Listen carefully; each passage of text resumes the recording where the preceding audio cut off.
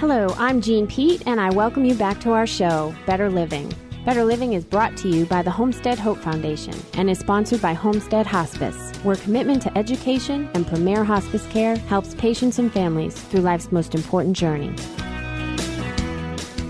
Thanks for joining me again this week as we talk about our goals for our show. This show is committed to education and helping people through life's most important journey. This show is geared towards seniors and their loved ones to help them with all aspects of senior living. And today I have a very special guest. Her name is Karen B. Kaplan. She is a chaplain, she is a rabbi, she is a teacher, and she is an author of the book Encountering the Edge, What People Told Me Before They Died. So we hope to have a wonderful show for you today, talking about hospice, talking about living, talking about struggling with a chronic and terminal illness and some of the issues and thoughts and concerns and tribulations that might bring up, and to help you through that if you or a loved one or anyone you know is going through a difficult time with an illness at the moment. Karen, thank you for joining me this morning. I'm delighted to be with you today on your program. So let's talk a little bit about your background first, and then we'll talk about some of your experiences as a hospice chaplain and how people can help themselves through difficult times. Well, first, I was a congregational rabbi, and that involved many different skills, such as giving speeches and officiating at certain events and being at board meetings and planning all kinds of things. And I saw that my greatest strength was what's called pastoral care. And that's the one-on-one care that clergy sometimes give to people in their congregation or parish that are in crisis, whether that is a job loss or illness or dying or bereavement, any kind of big crisis or life transition. I felt like I was most effective and most well-known for being with people in that kind of situation. And so then what I decided to do was to get specialized training in that. And there's an educational program that is accredited by the U.S. Department of Education called Clinical Pastoral Education.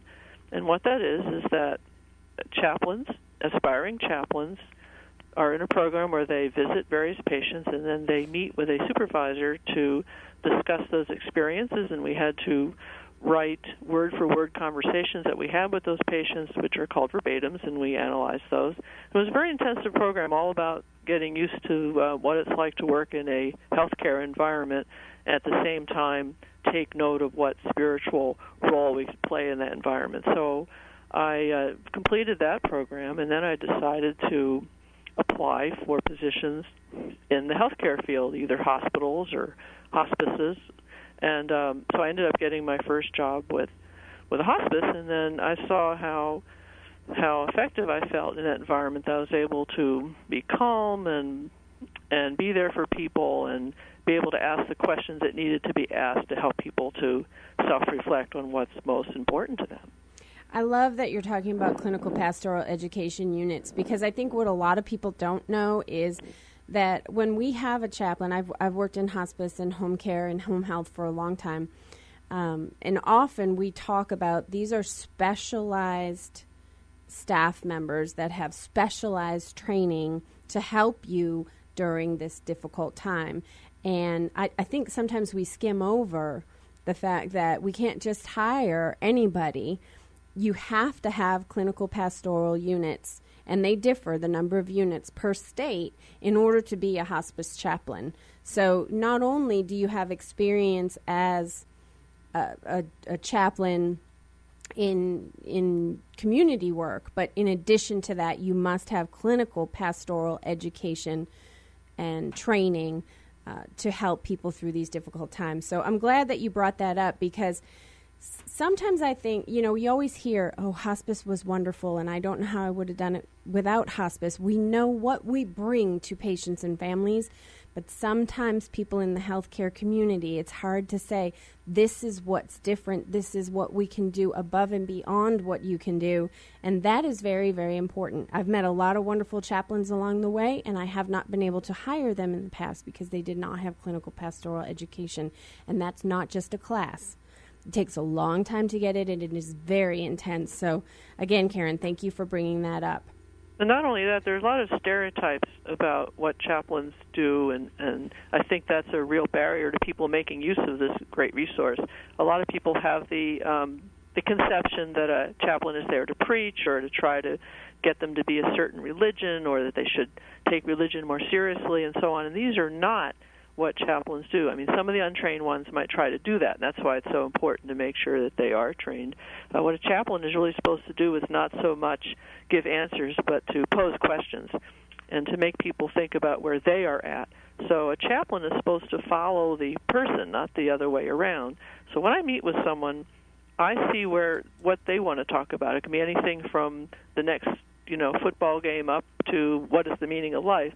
And so I take their lead, and what I try to do is provide that safe, sacred space without the kind of baggage that maybe family members and well-meaning friends have, so that people can really, really talk about what they need to talk about and not feel that they have to restrict themselves, like put on a cheery face or anything like that, to really put all their energy into speaking about what's most pressing at the moment.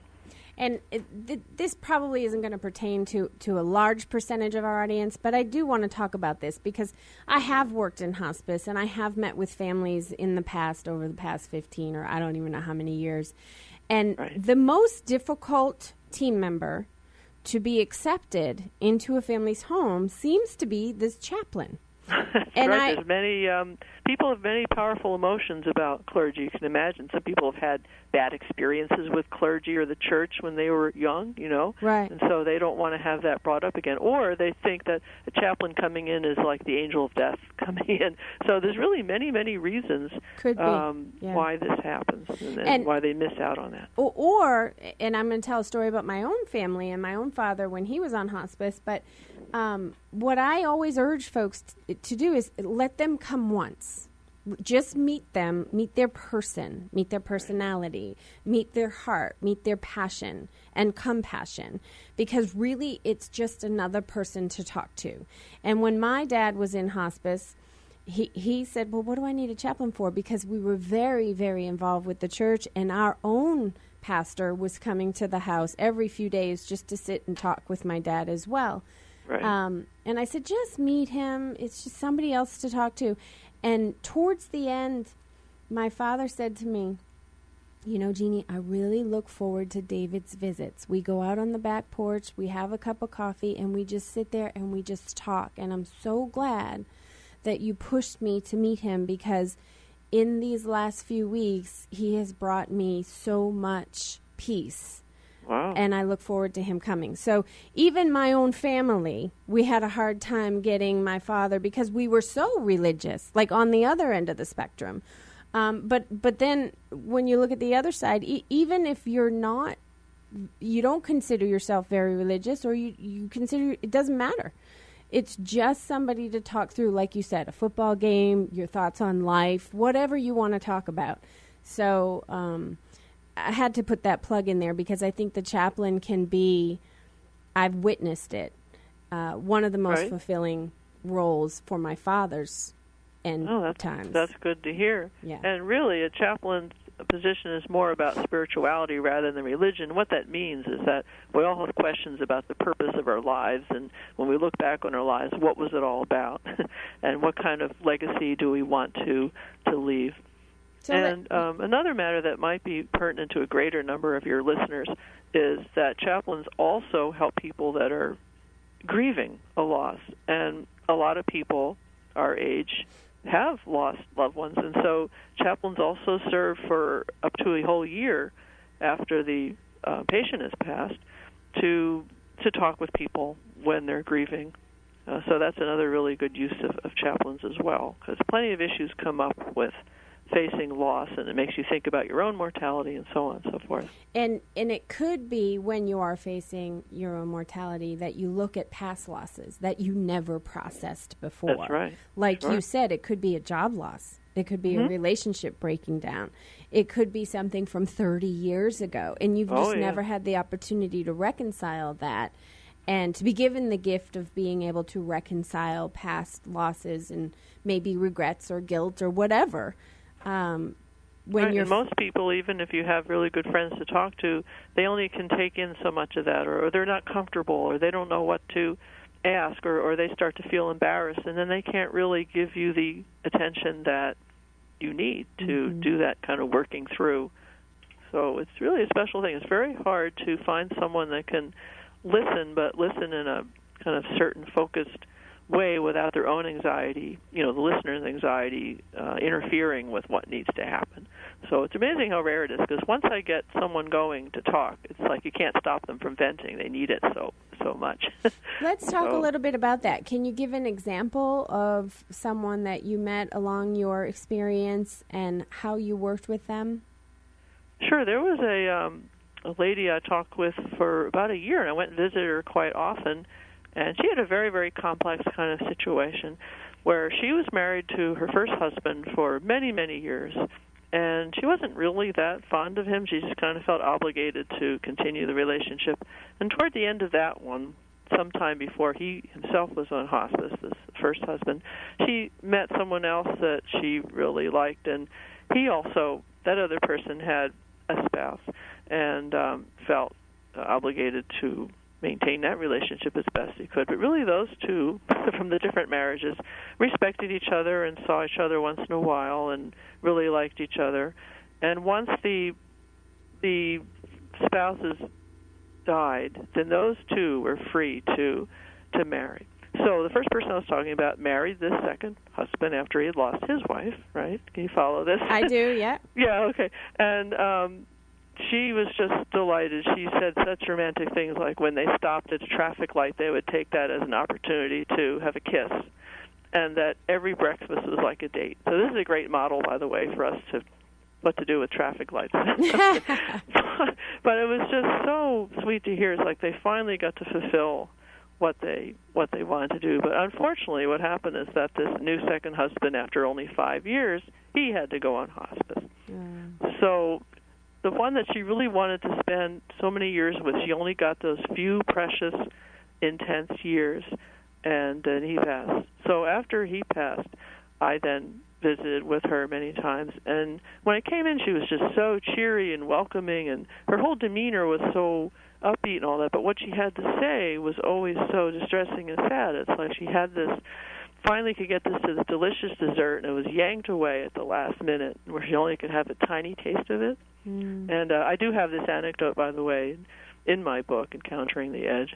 And it was just so poignant the way she was talking about that. And what I was trying to help her process, which took many visits, because she didn't want to face the anger about that. Just the pure outrage of how she denied herself or felt denied about what she really, really wanted. And it was how she finally got it, then it was yanked away.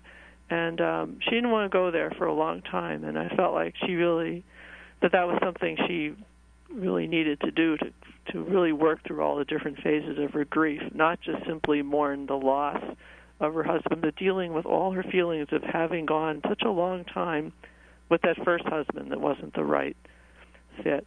So over time, a lot of these things did get touched on at her pace, and it was a very special series of visits, and I was glad I was able to help her with such an intricate kind of grieving. It's not the usual kind of thing that you might expect. So what's really interesting is when there's these complexity of layers, and that I can help the person sort it out on their timetable, their schedule, just by being present to them and being patient and persistent. And by doing that, you helped her overcome her grief so that she could truly live wholly peaceful instead of just masking there's never this complete, I don't want to ever tell someone that it'll all be over, because such a huge number of years, all we can really promise is that the acute pain of grief becomes more of a dull ache that comes here and there.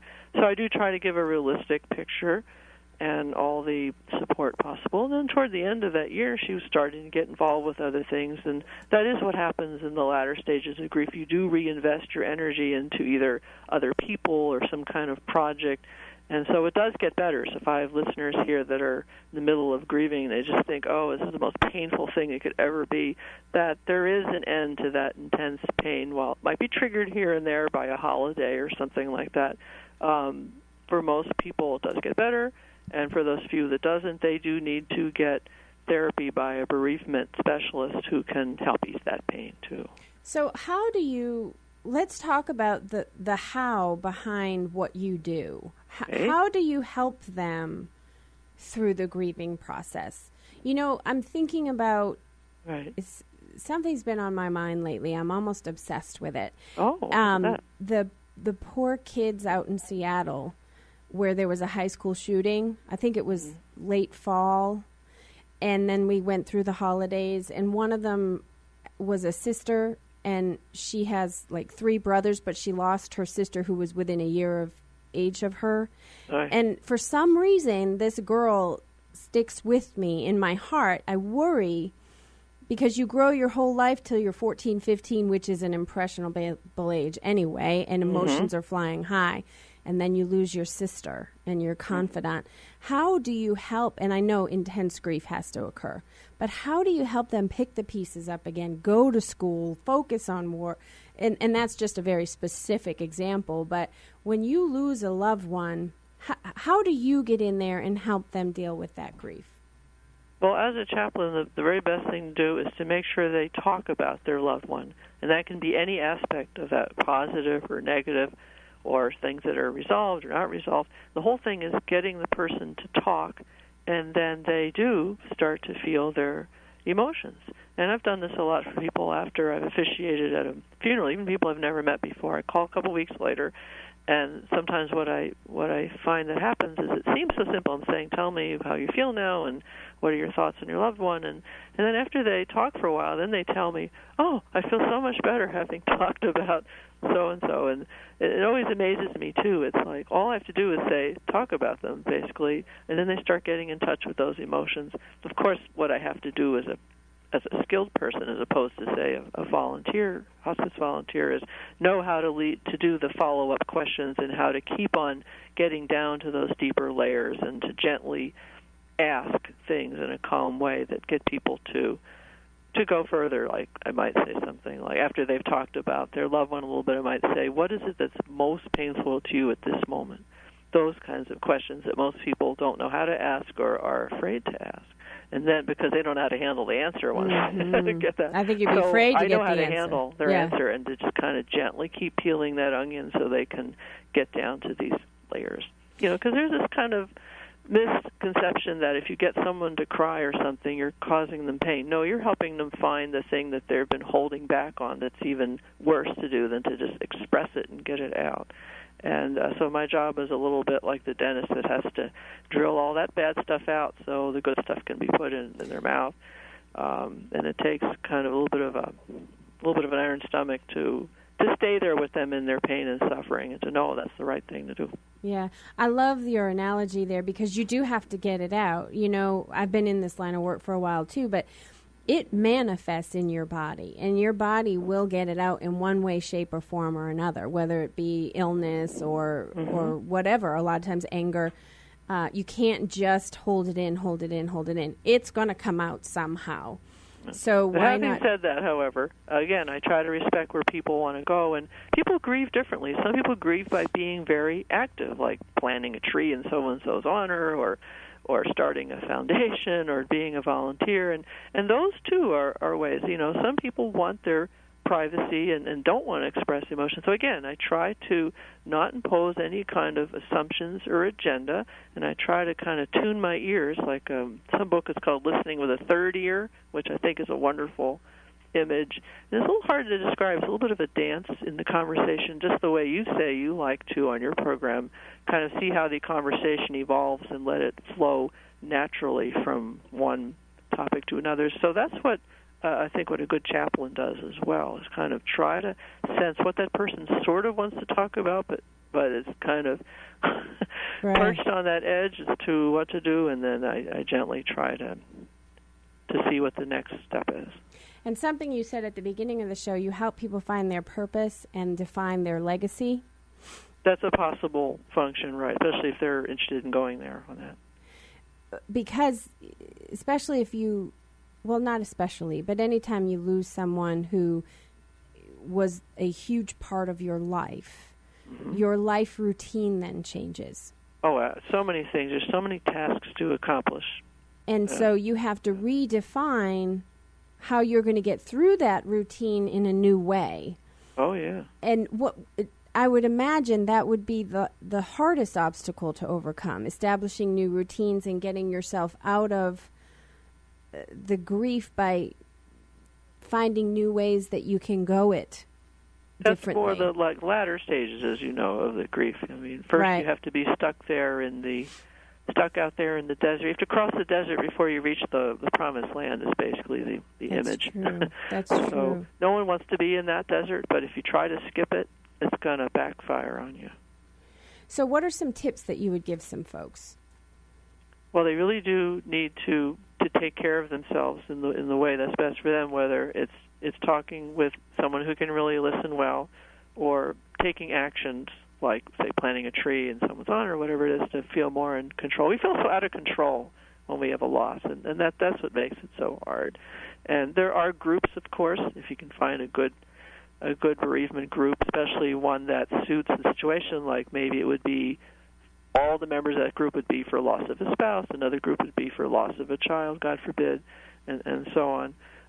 And the trick is to find the people that really know how to do a good job. I mean, there's a lot of, like in any other field, there's bereavement specialists that aren't so good at what they do and so on. And if it doesn't fit, just try someone else. The whole thing is to know that it's going to take a lot of time because it is such a huge task. Also, people should kind of gauge what they can handle, like if they want to kind of take in a little bit of the grieving work at a time and then take time out to simply not think about it. So you have to pace yourself. You have to be really gentle with yourself and just recognize the enormity of the task. You know, there's so many more questions that I have as you're talking. I want to talk about maybe the different stages and how you help people through those stages and what might hold someone back from being able to be in the present and feel what you have to feel. Like you said, sit in the desert for a minute before you can get to the promised land. Or even if you're sitting and you've done that work, then getting to the next point where you feel it's okay to move forward now. I think sometimes people might get stuck. We do have they get stuck, and sometimes that they what they might feel that's holding them back, and this is the kind of case where you start to think about having therapy, beyond just a casual chat once with a chaplain or twice, is if you are in the latter stages of grieving someone, it's like it's been over a couple of years or year and a half, whatever, and you can't seem to be happy hardly at all, then there could be complicated things going on. For example, you might feel guilty spending less time thinking about your loved one, thinking, oh, I'm not honoring their memory enough, and I feel guilty trying to forget them, and that kind of thing can be one barrier. Or it could be some kind of unresolved issue earlier in one's life that keeps coming up. It could be anger that you felt toward a parent, say, that was abusive, right? And you can't admit to that anger for whatever reason, whether it's guilt or you feel like that's not what you should do toward a parent, is feel anger. So there can be all these kind of issues holding one back from, properly enjoying, one's current life. And if that just doesn't seem to ease after many, many months, right, then it is time for the one-on-one bereavement therapist to talk with you. And I do want to talk a little bit about your book. It's called Encountering the Edge, What People Told Me Before They Died. So if folks are going through this process, this grieving process, it's a great book for them to read and take a look at and identify with some of the other struggles that folks are having from your book. Karen, do you do work with folks or just through the hospice chaplaincy? When I was working as a hospice chaplain, which I did for 7 years, I did that as part of the program. Once a patient died, then what chaplains and other people do is call the family to see if they want some kind of follow-up discussion. And so the ones that said yes, I was able to help with them. And then whenever I do what's called a freelance funeral, I do a follow-up call a couple weeks later, and sometimes those people want to talk with me. What I want folks to know is if you are grieving, going through a loss and trying to pick up the pieces, there are bereavement support groups out there like Karen mentioned, and you can call your local hospice and they can typically get you connected with a bereavement group. We do have to take a quick break. Stay with us. There's lots more I want to talk about. We'll be right back.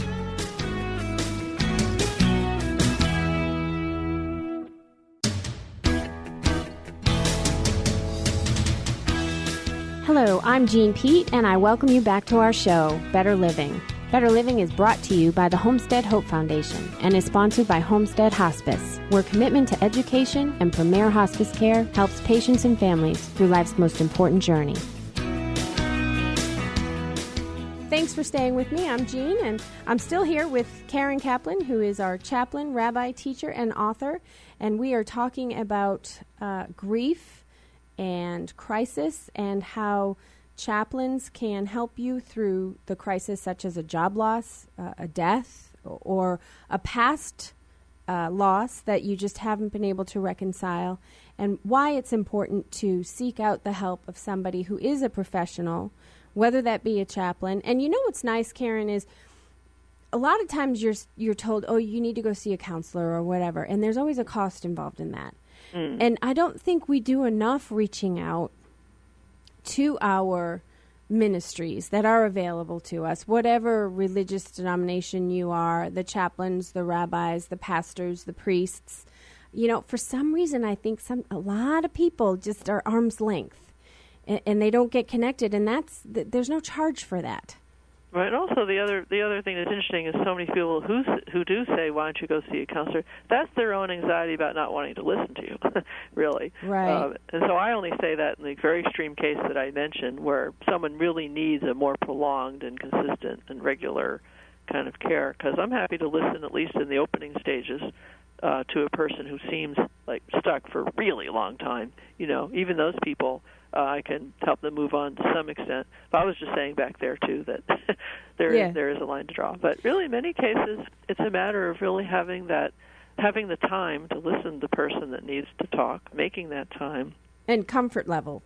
Yeah. Because you might be seeking out people who just can't. To know that I'm not going to be trying to impose any kind of assumption. Right.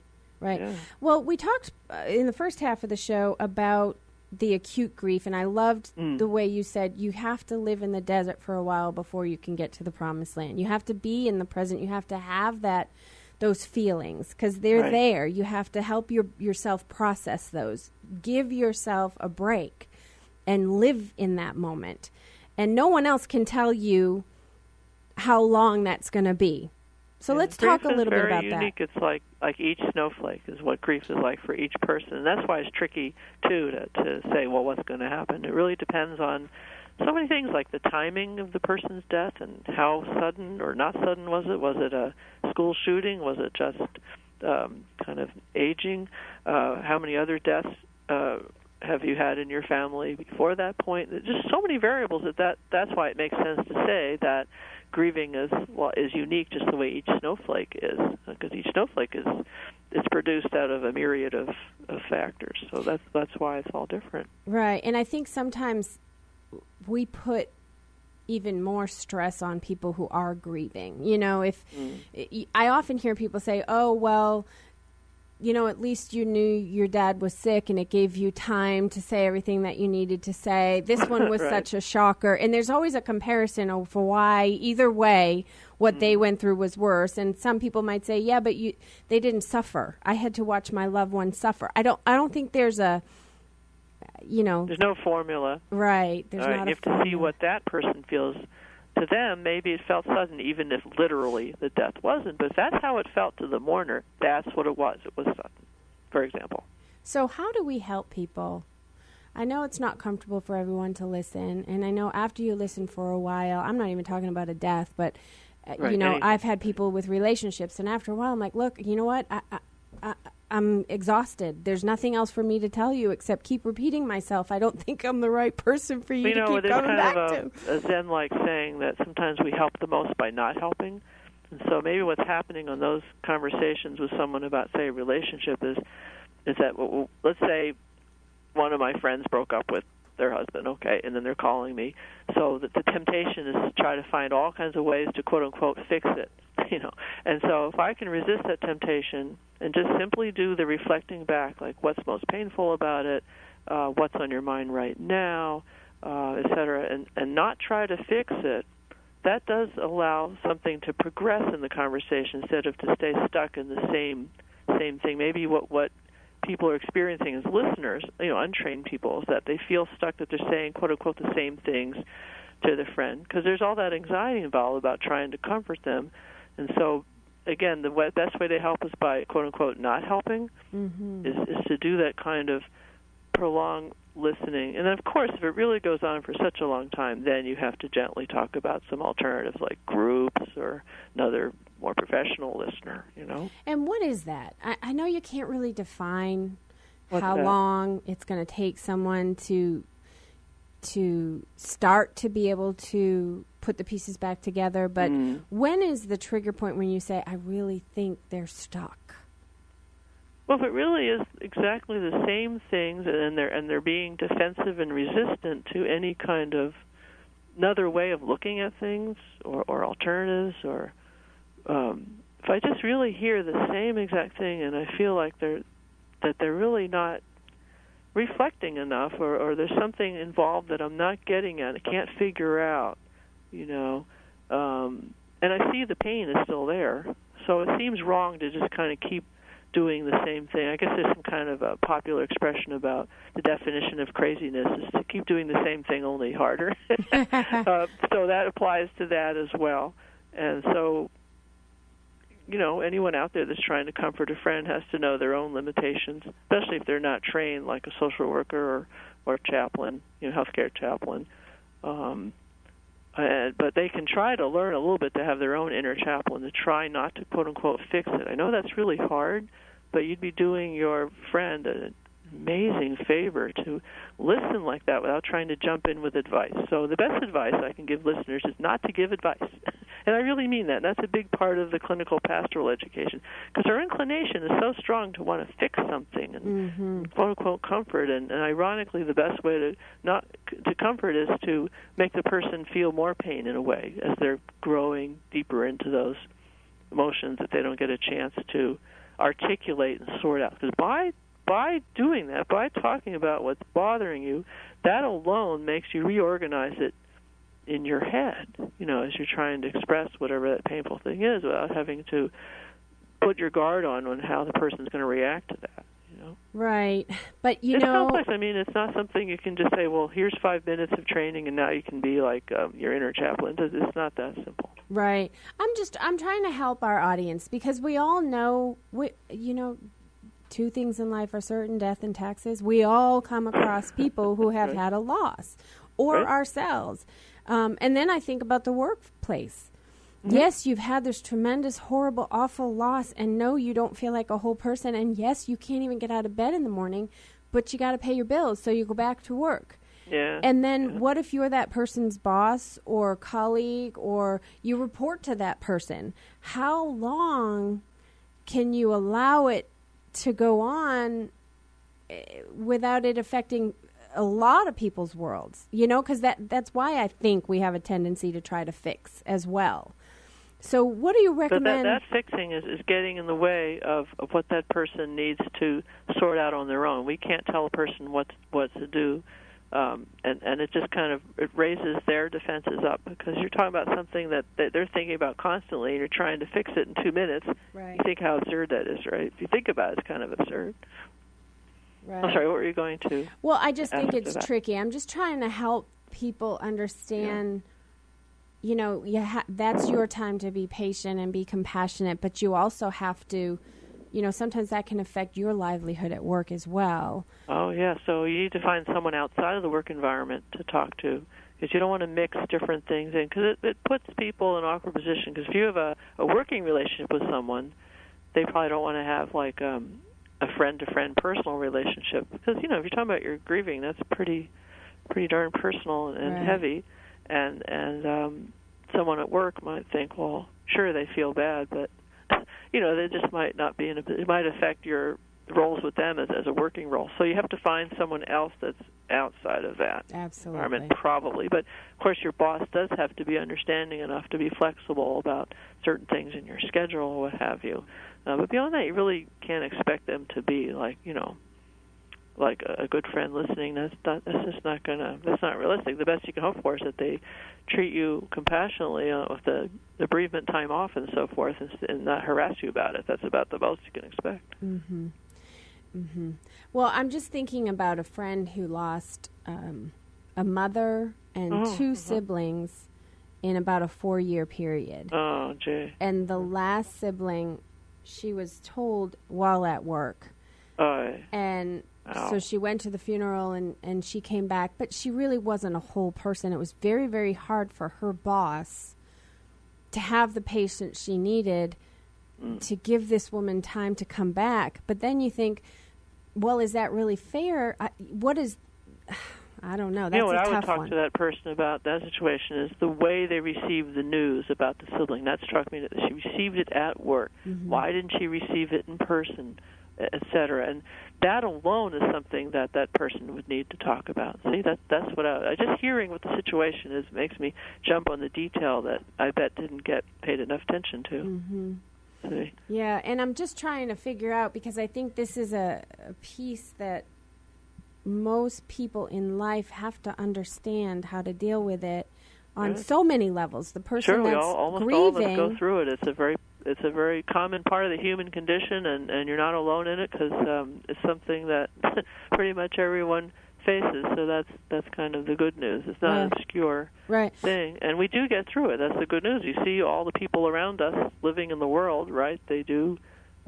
Most of them find some way to manage. Part of the human condition. Right.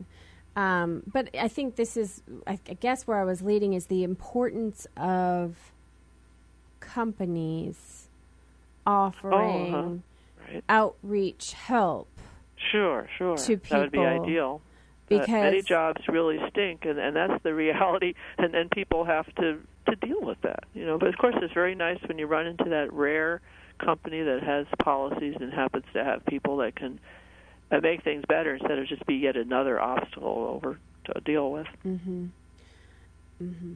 And another reason, too, in my past work in hospice, you don't have to have a loved one die on a hospice to have hospice available to you through bereavement support groups. That's right, sure. Mm-hmm. And so just to reach out to a local hospice in the area to say, you know what, we had a coworker lose their life, and I see that many people in my office are struggling.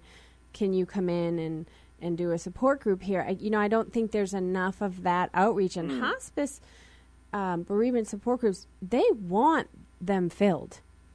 They want that's what that person is in that line of work to do. It feeds their soul. Right, the help is out there. I think we need to, I guess, so my message to the listeners right now is, if you're in a corporation and you note someone is struggling, and maybe it is affecting the work of not just the person that's grieving, but the people that are around them, trying to be patient, and things are falling down, this is but this is an option for you to pick up the phone and call a local hospice, see if there's a support group that person can get into. Maybe someone goes with them the first time, just to try to help in a compassionate and loving manner, because talking at work is not going to help it. That's right. There might be groups through hospitals, too, and even libraries, all kinds of places to ask. And, of course, online there's all kinds of things that one can search, and possibly I can be of help, too. And see, you can tell right now, I'm that person that falls into that category of I want to fix. So I'm listening to you, and I'm saying, okay, I probably am not the right person for this person to keep talking to, because I'm going to be like, okay, well, this is what you need to do. No, that's the last thing, because everyone says that. So that's what's so rare, is that if someone doesn't, then it opens up all these new possibilities for the person that needs to talk. Right. Okay. So let's talk a little bit about your book. It's called Encountering the Edge, What People Told Me Before They Died. Tell us the premise of your book. What can people expect? Sure. The main idea of the book is that there is no religious agenda or pat answers. It's something that helps people to think for themselves. And it's a little bit like being a fly on the wall. It's like you're right there with me walking down the different corridors and being in people's homes and meeting with patients and their family. That's what some of the reviewers have said. It's like being right there with me in this kind of intimate way as I get these slices of life and see, what did people talk to me about? What did they say? What did they do? What were their concerns? And so I have many different stories of what people told me. It could be anything from, like I said, kind of a lighthearted subject, or it could be someone that can't speak, so a lot of times I would sing to them. I do happen to have a singing voice, and I was known as the singing chaplain, by the way, which I'm proud of. That's kind of fun. And I have different chapters. I have chapters on, there is one chapter in there about bereavement, including that story I told in the beginning about the lady with the 2 husbands. That's in there. And I have a chapter about what patients thought about the afterlife. I have a chapter about dementia patients. And at the end of the book, what I do is I imagine that I myself am on hospice when I'm maybe 92 or something like that. And I imagine what I might be saying to a chaplain. That's when my own family history comes out a bit and goes into the deeper reasons as to why I chose this odd career. Sounds wonderful, honestly. I really would need to. I have not had the opportunity to read your book since we knew you were coming on the show. It's been a little crazy for me at work, but sure, this is right up my alley. And I'll tell you one thing. When I used to tell people, I work in hospice, the standard answer is, I don't know how you can do that. That's got to be so hard. And I say, do you know what a gift it is to have people who know they have limited time on this earth give you the wisdom? In a nutshell, just put it all down for, this is what is so important for me to tell you right now about life. Do you understand how much I get back from these people that allow us to help them in this time? Well, you're sharing a very intimate time of life, and people are bearing their souls, sometimes telling me things they haven't even told their own families. I'm like, and how lucky are we to be given that kind of insight while we have so much time left, we think. Right, I see how they're dealing with it, and again, their views of the afterlife sometimes influence mine. It's almost like they have a front seat, so to speak, there. That's what I want to talk about. I'm fascinated by all of this. So tell me a little bit about what people do say about the afterlife, or if you have an excerpt from your book, or whatever you want to talk about. I will read you an excerpt about that from my book. I'm turning to the page now. Because I'll tell you what, I think as this country moves forward, we talk less and less and less about spirituality, not you in your business or me in my business, but as a whole. And I think we're losing a lot. And not only that, I've talked about this on many past shows. One of the things I think that we are robbing ourselves of is the experience of death. When you can experience a loved one who may be suffering physically through the dying process, when you see the calm and the peace and the jubilation come across their face, if you are lucky enough to witness that right before they die, how spiritually affirming that is, and how that reminds you that this is just a piece, if you believe in that, of life, and that there is something else out there afterwards. And so, of course, this is just Jeannie Pete's opinion, but I think we've robbed people of that affirmation so that they can live their best lives going forward by taking the experience of death away from families. And I think you understand what I'm saying because you're a chaplain and you've lived that. So let's hear about what you've learned in your travels through your book. Okay, so I'm going to read this little piece about what patients have said about their beliefs of the afterlife and how it influenced mine a little bit. After working for hospice almost 7 years, I have heard many patients express their beliefs of what may happen in the afterlife. Usually I hear very traditional ones, such as ending up in heaven or hell. But once in a while, I will hear something out of the ordinary that reshapes my own beliefs. Eileen, a 95-year-old elder sister of the deceased, was mulling over this subject with me and said, taking my hand, quote, "I think what happens is different for everybody. We're all different," end quote. Then I realized something I never thought through before. Instead of thinking there are only two overall choices, such as heaven versus hell or existence versus oblivion, maybe we have a multitude of available destinations or even designer passageways for each person. Maybe some of us will end up with predeceased family members. Maybe some of us will merge with the energy of the cosmos, a handy plan B for those who do not yearn to be reunited with their dysfunctional parents. And maybe some of us will resurface in some regrouping of molecules into a new consciousness or be reformulated whole in another dimension or universe. Okay, that's a lot. It's a short book, but it's a little bit intense. It's kind of like, I feel like what the book does is what I try to do as a chaplain, to provide that safe space and spiritual space for people to explore what they need to explore and what they can come to understand about themselves. I'm thinking about the designer path and all the different people I know and what that designer path might look like, and I'm kind of chuckling in my head at a couple folks. Yeah, what yours might be, right? Right. And the whole book sort of has that tone. It's a little bit of kind of an oddly gentle tone for a forbidding subject. That's what I say. And there is a lot of kind of almost ironic passages and light touches to this kind of severe subject. What do you hope people take away when they're done reading your book? What is it that you want to leave with them lasting?